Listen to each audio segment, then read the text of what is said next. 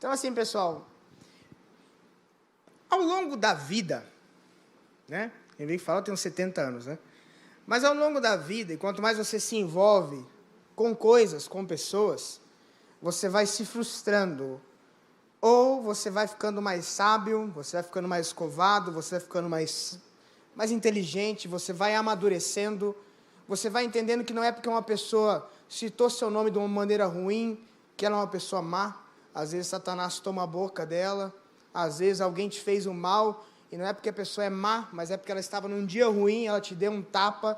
E eu vejo muita gente imatura que, ao lidar com esse tipo de pessoa, que por aquele momento da vida estava instável, ela não sabe lidar, ela não sabe como enxergar com isso. E num contexto de igreja, em que nós fazemos parte do mesmo corpo, a maior sabedoria que nós podemos ter um para com o outro é saber enxergar o outro da maneira correta, como Deus vê. E não só enxergar o outro da maneira correta, como Deus vê, mas quando a gente aprende a enxergar o outro assim, a gente começa a amar o nosso próximo incondicionalmente. Ao passo que, se eu tiver que perder para ele, não tem problema nenhum, porque eu sei que ele faz parte de mim. Ao mesmo tempo que eu perco para ele, na verdade eu estou ganhando, porque se ele se sente vencedor, eu também me sinto. Então, uma coisa muito importante, que eu vou dizer que tem sido a chave hoje do meu ministério, da minha vida, uma coisa dentro da minha casa, que eu aplico com a minha esposa, já vou aplicar com a minha filha, se assim Deus quiser, é enxergar ela como Deus a vê. Isso é muito forte, porque Deus te ama incondicionalmente. Antigamente, na velha aliança, você estava inserido num pacto com Deus de escravidão. Se você fizesse tudo certo, você era digno de acessar o trono da graça. Aliás, você era digno de ser apresentado diante de Deus por alguém que de fato era digno, porque vinha de uma família certa, vinha de uma família real. Então, na velha aliança, nós tínhamos essa questão de trabalhar muito para poder merecer. Hoje nós estamos num pacto de filhos de Deus.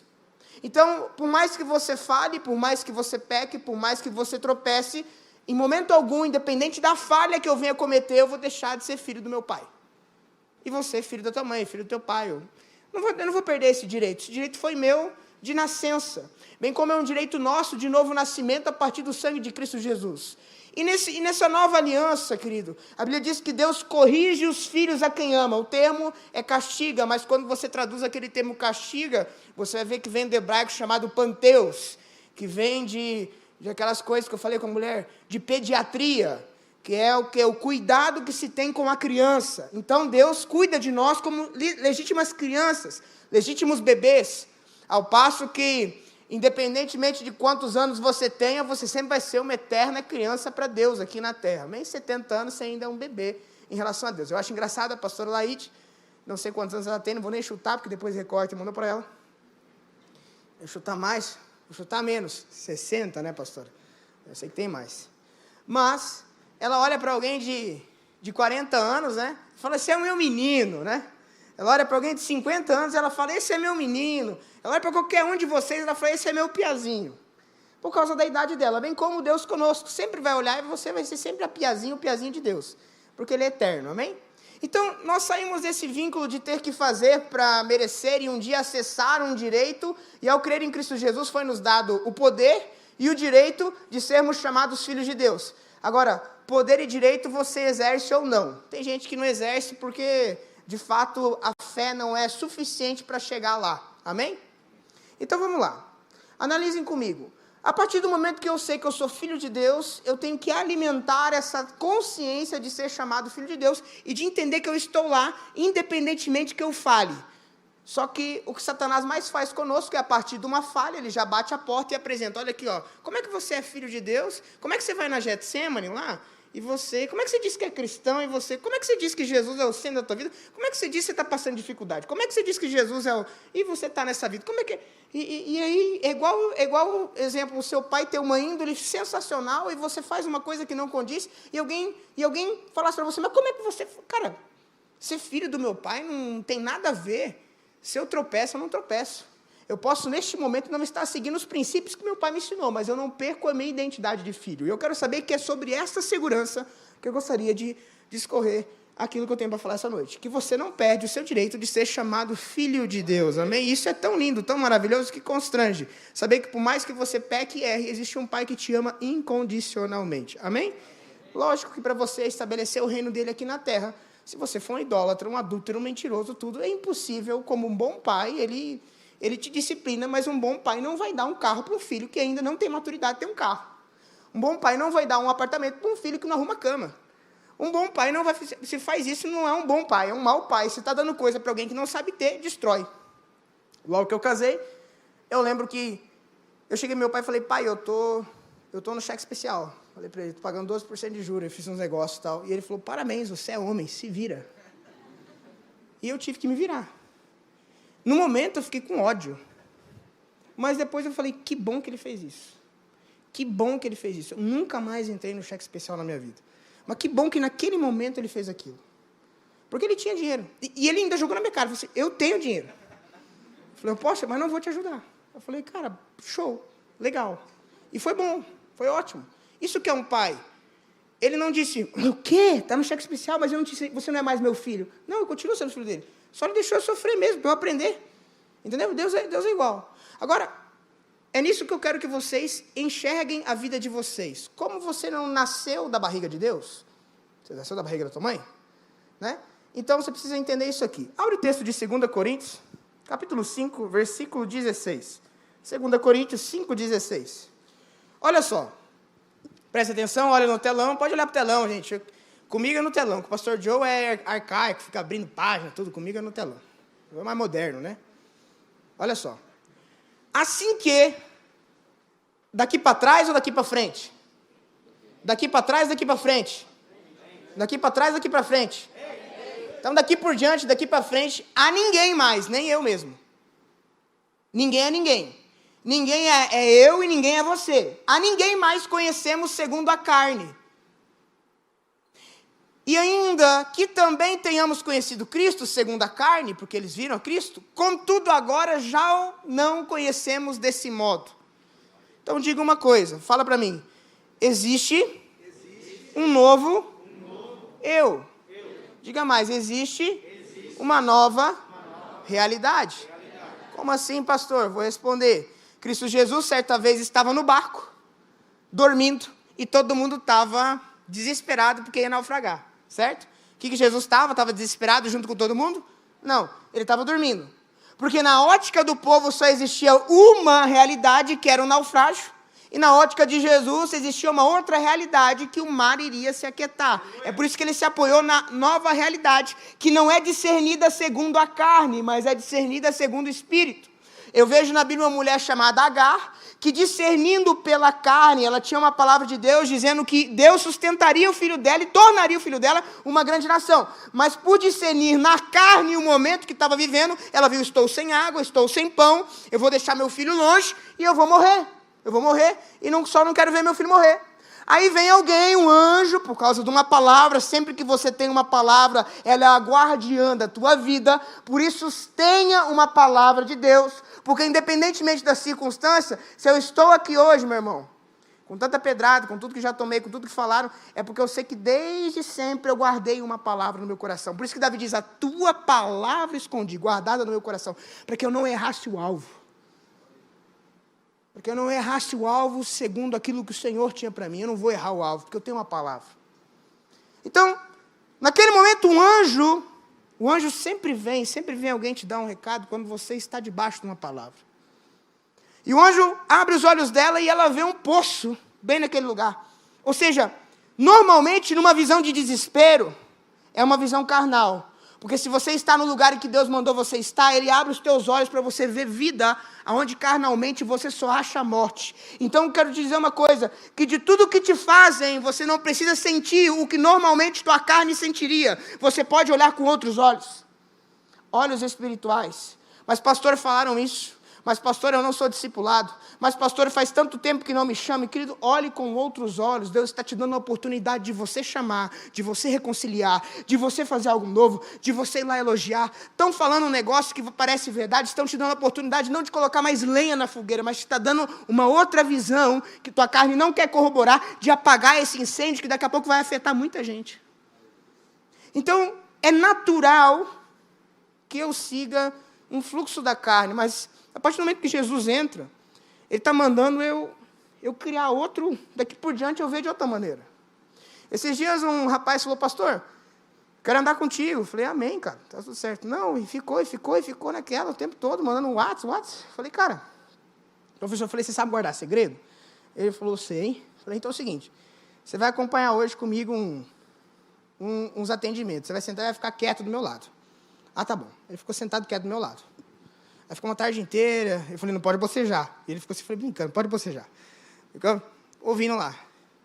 Eu achei interessante que ele escutou uma mulher, logo depois viria o marido. E ao escutar a mulher saiu, ele falou assim, pastor, vamos ter que dar uma surra nesse cara. Eu falei assim, sem vergonha, pilantra. Ele falou assim, não acredito, meu Deus, olha só o que essa mulher está aguentando. Eu falei para ele, fulano, calma, fica tranquilo que tem o outro lado. Calma, não vai. Eu falei assim, isso que você está fazendo é imaturidade, você não está ouvindo o outro lado. Fica quieto que daqui a pouco você surpreende. Moral da história, parece que é profeta. Escutamos o outro lado, a vontade era de caçar a mulher e bater nela lá, procurar, cadê essa mulher? Então, sempre do outro lado, ele falou, pastor, meu Deus. Exatamente, querido. Sabe por quê? Porque tem pessoas que têm visões distorcidas acerca das coisas. Tem gente que você passa e você faz assim, ai, ele está mal comigo. Mas ele não falou nada, não, mas o jeito que ele olhou, ou ele andou assim.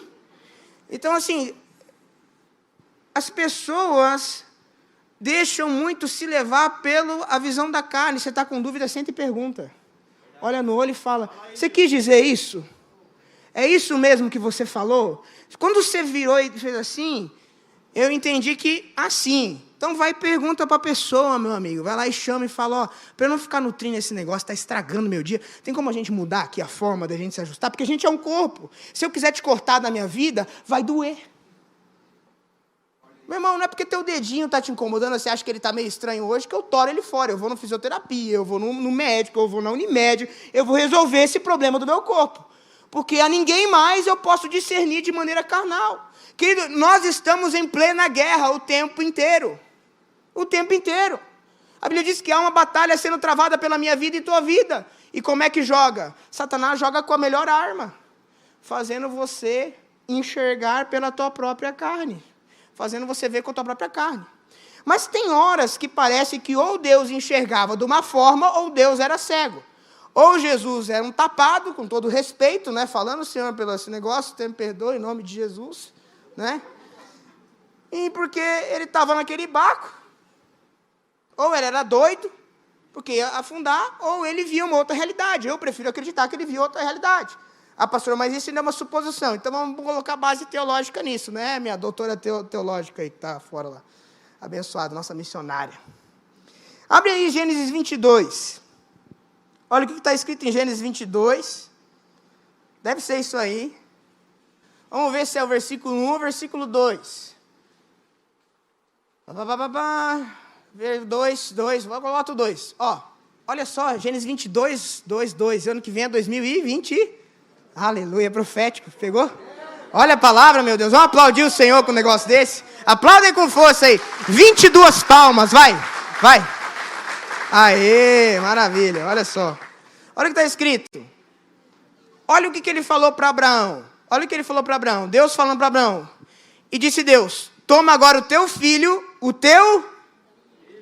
E aí, depois do teu vem o quê que está ali no telão? No telão, gente. Eu não sou o Joe, eu não leio assim o papel.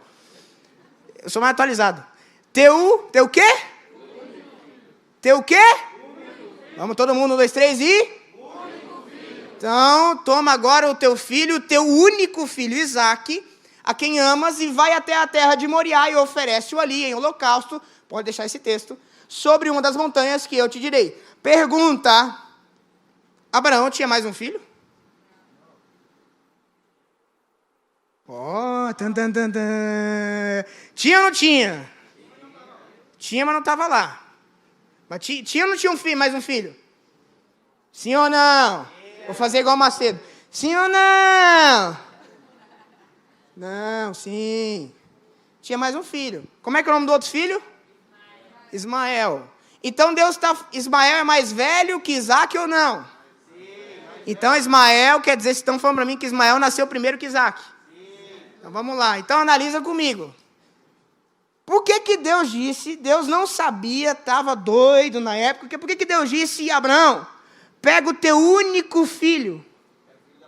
Porque era o filho da promessa. Deus não vê como o homem vê, Deus olha a ótica espiritual. Ei, querido, Deus não está vendo teu drama agora, não. Deus está vendo com os olhos espirituais o que você está vendo. E tudo que ele fala é que ele não parou de falar. Acontece que você parou de ouvir, parou de enxergar como ele fala, como ele enxerga. E a tua missão, independente da dificuldade que você está passando, é enxergar como Deus vê. Para ele tinha outro filho. Abraão sabia que Ismael... Só que Deus falou assim, só tem um filho para mim, porque foi o único filho que eu falei para você ter. Esse único filho que eu estou olhando. Deixa eu te falar uma coisa, querido. Para de olhar para tanta coisa. Às vezes na vida a gente está igual Marta, fazendo um monte de coisa, que às vezes parece que é necessário racionalmente. Parece que é necessário racionalmente. A nossa carne diz que quis dizer aquilo. A nossa carne diz que tem que sentir aquilo. A nossa carne diz que temos que fazer daquela forma. A nossa carne diz que eu tenho que ir lá. E Marta está nessa. E talvez muitos aqui estejam nessa. E de repente tem uma irmã que aparentemente é imprudente. Eu diria num barco em que todo mundo está preocupado. Como é que nós vamos construir uma igreja? Como é que vai fazer uma programação dessa? Mas como é que eu vou multiplicar esse clã? Mas como é que eu vou dar conta de discipulado? E aí tem um líder lá dizendo, não, Deus sustentou até aqui, vai continuar sustentando, fica tranquilo. Deus fez dar certo até aqui, daqui por diante fica tranquilo que a obra não é nossa, a obra é de Deus. Ele começou, ele termina, fica tranquilo, não vai depender de você. Aí parece que esse cara é o doido, mas na lógica espiritual ele é o cara normal. Ele é o cara correto, ele é o cara certo. Então, gente, uma coisa que eu aprendi, eu queria falar com vocês, é que eu nem me olho de maneira carnal, bem como eu não quero ver você também de maneira carnal. Eu quero te discernir pelo Espírito. Tanto isso é tão incrível, que é um dom. Discernimento de Espírito é um dom. Sabe um homem, e isso está disponível para mim e para você. A Bíblia diz que teve um homem que chamou a atenção de Deus, porque a maneira com que ele via as coisas, Deus se agradava. Teve um homem que chamou a atenção de Deus, porque a maneira com a qual ele encarava a vida, Deus gostava. Como assim, pastor? Que homem é esse? Chamado Davi. Um homem segundo o coração de Deus. O que é um homem segundo o coração de Deus? É que quando bate o olho para uma situação, não discerne a situação de maneira meramente carnal. Olha com os olhos de Deus. Vamos lá. Esse homem, quando ele chega para enfrentar Golias, em momento algum ele diz que Golias é o gigante. Em momento algum você vê que da boca de Davi ele diz que era gigante. Segundo ponto interessante, ele fala assim, quem é esse cara incircunciso? Significava aliança. Davi olhou para a aliança espiritual que estava sobre o gigante. Todo mundo estava com medo, olhando para a força do gigante, para a força material do gigante. E Davi, Deus se agradou dele, porque ele estava olhando para aquilo que estava no âmbito espiritual na vida daquele gigante. Uma outra coisa que aconteceu, quando Davi estava indo, os irmãos dele, às vezes as pessoas mais próximas de você, desacreditam de você. E gente afeta. Às vezes eu recebo comentário, hoje mesmo, falando com o pastor Giovanni, de pessoas que, se for ver, não tem nem tanto significado, mas fica falando, e depende do dia, aquilo me faz mal. Os caras que, poxa, podia me mandar uma mensagem legal, alguma coisa, o cara, sei lá, às vezes café eu não tenho tempo de tomar, mas o cara podia, em vez de parar de encher um pouquinho meu saco, mandar uma mensagem boa, cara, parabéns, ó, tá horrível o que tá fazendo, mas tá tentando, falar alguma coisa boa para mim, né? Qualquer coisa, não, ele para escrever algo para matar. Né? Ele pega e vê, vou apedrejar, vou matar. Então tem gente assim. E às vezes a pessoa de longe te afeta, meu irmão. Se eu te falar, viu, fulano lá está falando de você, já te incomoda? Você não quer que ninguém fale, poxa? Não quer, você não quer, vai falar para mim que eu quero, não quer não. Esse negócio de fale bem, fale mal é mentira. Você não quer que não fale bem. Você até quer que fale bem, mas fale mal não. E aí, beleza, esse negócio afeta. E você imagina Davi indo para batalhar, os irmãos dele mais velhos, os amigos que estão na roda diariamente, os pastores, a galera, o pai, falando, rapaz, vai lá cuidar das ovelhas malhadas, você não presta para nada, menino. Você não tem força. Eu sei do teu coração, Davi. Sabe quando você vai fazer alguma coisa grande? Alguma coisa legal? Eu sei do teu coração, querida, só Deus conhece teu coração, não deixa os outros falar isso não. Entendeu? Eu sei do teu coração, eu sei qual que é a tua intenção, tu quer ser achado, tu quer ser o cara, é isso que tu quer. Aí está lá falando. Aí o que eu fico vendo? Que Davi, em momento algum, ele pegou e deu atenção para os irmãos, ele nem respondeu. Sabe o que Davi lembrou? Eu tenho uma palavra. Eu sei que eu não consigo, mas eu tenho uma palavra. O profeta foi lá em casa e derramou óleo na minha cabeça. eu tenho uma palavra, é isso que eu vou olhar. É tão interessante, querido, esse homem, que ele mata o gigante com uma pedrada só, porque ele não viu a dificuldade carnal que nós estamos padecendo em relacionamentos, em amizade, na nossa vida, porque você está decidindo de maneira carnal, você não está olhando a ótica espiritual da coisa, você olha para o teu pastor, você vê que ele é chato, você vê que o teu líder é chato, mas você não entende que toda autoridade é estabelecida por Deus e há algo espiritual vinculado naquele negócio, você não entende que teu pai também é chato, mas há algo espiritual vinculado, dizendo que você tem que honrar a vida deles, você olha, o dinheiro que está faltando, mas você não há algo espiritual no dízimo, na oferta, existe algo espiritual. Jesus Cristo disse que tudo que é ligado na terra é ligado no céu. Existe algo espiritual sobre a tua vida o tempo inteiro. Palavras nunca são inocentes. Um olhar teu, um gesto teu. Querido, você sabe muito bem, quando você quer uma coisa, você sabe como se portar e o que fazer. Não há ninguém inocente. Toda a humanidade é caída. Todos carecem da glória de Deus pela maldade que tem dentro de si. Pastor, eu não sou assim não. Romanos, Paulo fala, não há bem nenhum em mim. O apóstolo Paulo, que falou, galera, pega meu currículo e me imita. Ele mesmo disse, não há bem nenhum em mim. Na minha carne não há bem nenhum. Você pode orar, você pode jejuar, você pode buscar. Eu continuo olhando para a tua cara e falando que na tua carne não há bem nenhum. Se não é uma visão de Deus que baixa em você e você fala, vou olhar como Jesus. Não vou discernir isso de maneira carnal, porque você quer discernir de maneira carnal. Você quer fazer o seu juízo. Você quer fazer seu juízo de valor. Você quer punir. Você quer dizer o que o outro merece. Sabe qual que é o problema? É que tomara um dia, tomara a Deus, que você não caia na mão de ninguém também. Tomara. Tomara. Quando eu julgo alguém, querido, isso é muito forte. A Bíblia diz que a mesma forma que eu julguei a pessoa, vai ser acrescentado para mim. Não é nem o mesmo nível, vai ser acrescentado, vai ficar mais pesado. Porque não há condenação para aqueles que são filhos de Deus. A vingança pertence ao Senhor, deixa Ele retribuir. Eu já falei isso aqui, acho que uma vez, mas vou fazer de novo aqui o testezinho, só para brincar. Quando já se vingaram de alguém aí? Levanta a mão. A galera que já ouviu a palavra já até levantou, foram até mais espertos agora, a galera aqui da segunda, da quinta, que tal. Tá bom. Então, a maioria não vingou de ninguém, né? Não? Pelo que eu vi aqui. Vou fazer outra pergunta, então. Presta atenção aí. Você que está aí, olhando para os ares, presta atenção. Quantos já fizeram justiça? Não, pastor, eu fui lá e corrigi a pessoa porque ela errou, tal. Ela me deu um tapa, eu fui lá e dei outro tapa. Quantos fizeram o que era certo? Justiça. Quantos foram lá e deram o que a pessoa merecia e falaram o que a pessoa merecia? Quantos já fizeram isso aí? Justiça, né? Parabéns, você que não levantou a mão, você já se vingou, meu querido. Isso aí não lhe cabia fazer. Você não tinha autonomia de fazer isso, é Deus quem faz. É Deus quem faz. Você foi lá e retribuiu com o que você achava que a pessoa merecia. Seja uma correção, uma forma de falar, alguma punição. Então a gente tem que tomar muito cuidado de começar a analisar as coisas de maneira espiritual e não de maneira carnal. Esse mesmo homem chamado Davi, ele foi perseguido por Saul, e aqui você vê duas visões muito interessantes. Quando ele é perseguido por Saul, que era o rei da época, ele teve duas chances de matar Saul. 2 chances. E ele não matou. Sabe o que ele disse? Peraí, num ambiente natural, se eu tenho o Joe correndo atrás de mim com uma faca, e eu sei que para onde eu vou ele vai me matar, o que eu preciso é achar ele e matar ele primeiro. Você tem alguém que te persegue o tempo inteiro, que você sabe que se te achar na rua vai te matar. Você vai matar primeiro, ainda mais naquela época. Hoje você vai chamar a justiça, mas naquela época não tinha isso. Não tinha um 190 para você ligar, e medida protetiva, e em 10 minutos a polícia está na tua casa. Deteu. Não. E ele não matou. Ele teve a oportunidade de matar esse cara e não matou. Porque ele diz assim, ai daquele que se levanta com o ungido do Senhor. Carnalmente, na visão carnal, ele tinha todo o motivo de matar. Mas ele não agiu dessa maneira, porque era um homem conforme os pensamentos do Senhor. Ele via como Deus via. Se Deus elegeu, quem sou eu para tirar? Olha que interessante. Esse mesmo homem chamado Saul, olha a visão dele, como a visão dele já estava caída.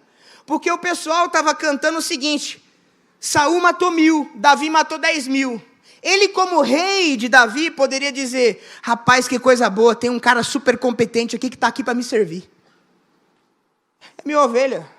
Está matando muita gente, mas é minha ovelha, humilde. Eu ensino, eu digo se vai e se para. Que uma coisa que eu não tenho problema com gente mais talentosa do que eu, com gente melhor do que eu, com gente que faz mal do que eu. Sabe por quê?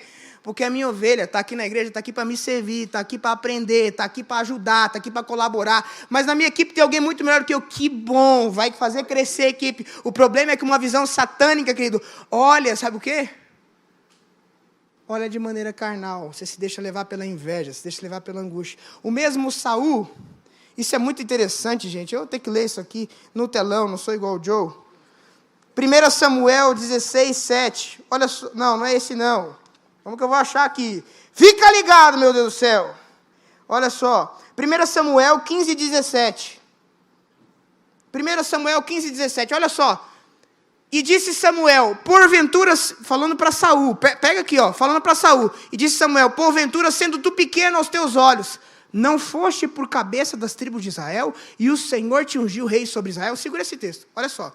Samuel chegou para Saul e falou, Saul, lembra que eu fui te ungir e você falou que era pequeno demais? E Saul, lembro. Então, eu te ungi e você falou que era pequeno demais.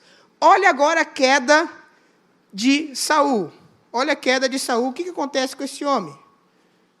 1 Samuel 15, 30, 13 versículos depois. 13 versículos depois, Samuel falou, eu te ungi e você se achava pequeno quando eu te ungi. Você não acreditava em você, mas Deus resolveu acreditar. E de repente, no versículo 30, disse ele então, isso Saul tinha errado, tinha feito uma coisa feia. Ele falou assim, disse ele então, pequei, agora honra-me. Antes de ser ungido, ele falava, eu sou pequeno demais, eu não mereço essa honra. Quando ele é ungido, ele já começa a dizer, ei, não vai embora não, você tem que me honrar. Agora você tem que me honrar. Eu pequei, me honra aqui agora. Porque o povo todo, os anciãos do povo, está aqui vendo diante de Israel, eu quero que você me honre. Você não vai embora, rasgou a roupa do profeta, você não vai embora não, você vai me honrar.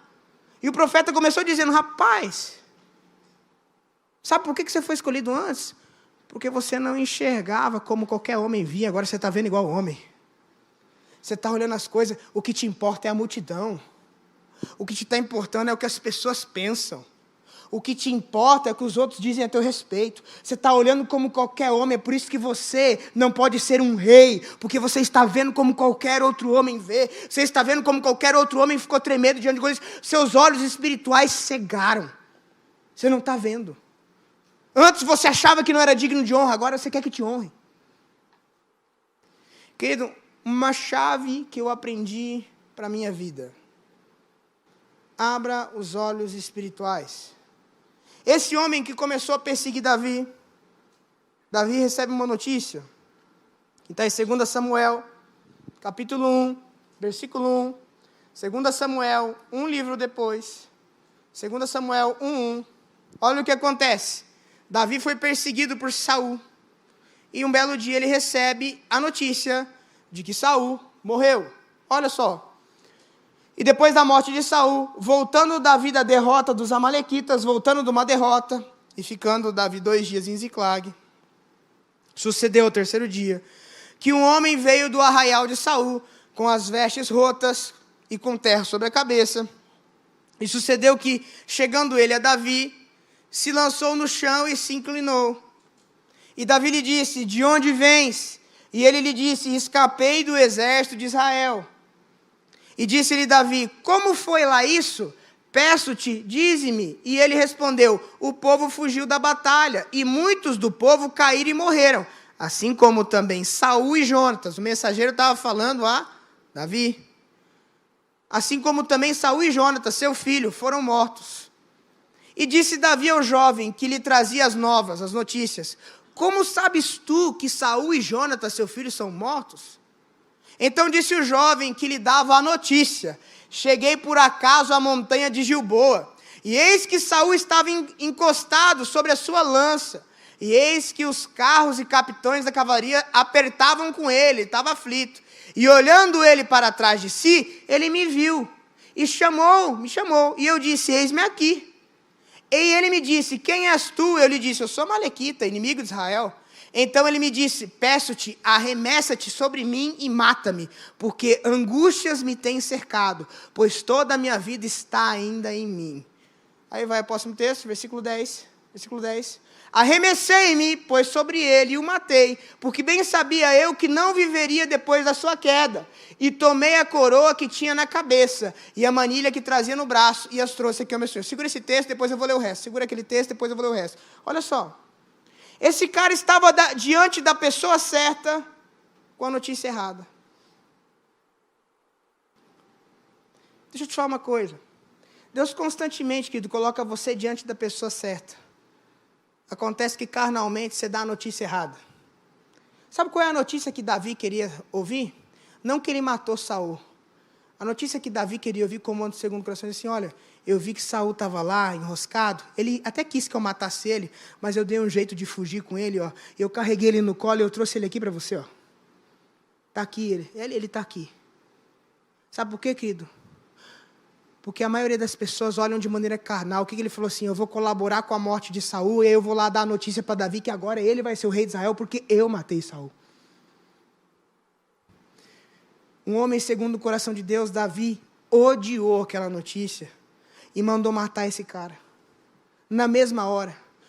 Porque um homem segundo o coração de Deus, querido, não vê como o homem vê. Bem como Deus também não vê como você vê. Você precisa, para viver a realidade do céu na sua vida, parar de enxergar somente com a ótica natural e começar a entender que existe uma ótica espiritual em tudo. Eu não sei se você sabe, mas havia um homem na Bíblia chamado Elias e Eliseu. Não era uma dupla sertaneja, eram profetas. E Elias disse a Eliseu o seguinte: se você me ver subir, o que está na minha vida em dobro cai sobre a tua vida. Sabe qual é a dificuldade hoje, querido? Nós vivemos uma geração que temos dificuldade de torcer para quem está do nosso lado subir, mais do que a gente. Porque carnalmente você não quer, carnalmente é melhor você ser mais um inteligentão do grupo. Sabe qual que é o meu esforço hoje? Confesso para vocês, meu esforço é ser o mais burro do grupo. Não é porque eu fico pesquisando coisa idiota para falar no grupo. É porque eu quero andar com pessoas que são melhores do que eu. E quero que, inclusive, as pessoas que estão ao meu redor subam. Porque quando a pessoa que está ao meu redor sobe, a capa dela cai e o dobro da vida dela recai na minha vida. Isso só quem tem visão espiritual entende. Quando você ajuda alguém a subir, querido, a capa cai. E quando a capa cai, o que está na vida da pessoa em dobro cai na tua vida. Eu quero dizer uma coisa para você, querido. Está na hora de você parar de ver somente com a tua ótica natural e entender que nem Deus está te enxergando de ótica natural. Senão Ele já tinha te matado. Ele está te enxergando como filho e acredita em todo o potencial que o Espírito dele está dentro de você. Eu vou dizer uma palavra que você não precisa perder. Davi entendeu isso. Se Deus é por nós, quem é que é contra? Se você perder e entender que Deus está em você, Deus perde também. Porque se você perder, Deus está em você, Ele perdeu junto contigo. Então eu vou dizer uma coisa para você. Enxergue com olhos espirituais. Você foi tornado mais do que vencedor por aquele que te amou. Que não há impossível, não há nada para te parar. Agora, enxergue de maneira espiritual, porque isso é o que a minoria faz. Isso é o diamante, isso é a raridade. A maioria está indo num fluxo do que o outro falou. A maioria está indo no fluxo do que o outro fez. A maioria está indo no fluxo do que o outro fala. A maioria está indo no fluxo das coisas, das notícias, tudo mais. Agora está se levantando um povo, no nome de Jesus, que vai pedir entendimento de Deus, para enxergar as coisas da maneira com a qual Deus está vendo. Amém. Antes de falar algo, pergunte a si mesmo o que Deus está vendo dessa situação. Antes de chorar com esse sentimentalismo todo e ficar desesperado no barco, veja se, quem sabe, Jesus do teu lado não está dormindo. Quem sabe que você está olhando da maneira errada. E olhar da maneira errada, você bota teu filho a perder, você bota tua família a perder, você bota um amigo a perder, você bota tudo a perder. E é mais fácil ligar e pedir perdão e resolver do que deixar assim mesmo. É mais fácil se reconciliar, porque é o ministério que todos nós ganhamos, o ministério da reconciliação. Quantas vezes eu com o Joe no telefone falei, Joe, desliga. Depois eu ligou, Joe. Cara, ó, a forma que eu falei está errada. Natural. Falei da maneira natural. E na minha carne, Joe, não habita bem nenhum. Você acha que isso faz ele me odiar? Não, faz ele me amar mais. Deixa eu dizer uma coisa, que você não está isento de errar. Agora, enxergue de uma maneira diferente. Veja de uma maneira diferente. Perceba espiritualmente o que está acontecendo. Amém? Às vezes, aonde você só acha que tem morte, é a resposta para o resto da caminhada da tua vida. Às vezes, aonde você acha que não ia pescar nada, é o mesmo lugar em que Deus vai fazer um milagre.